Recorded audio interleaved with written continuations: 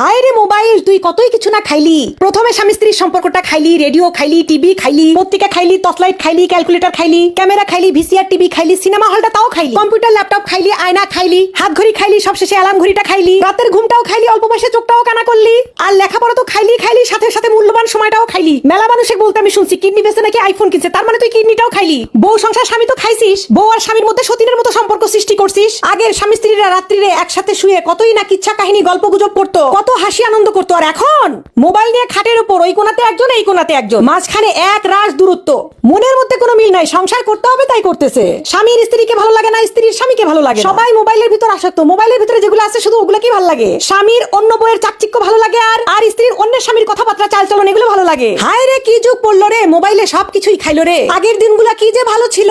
আগে স্বামী স্ত্রীর সম্পর্ক দেখলে বুক ভরে যেত। আমাদের নানি দাদিরা যে আছে তাদের ভালোবাসা দেখলে এখনো মনটা ভরে যায়। আর আমাদের মধ্যে খালি মারামারি ফাটা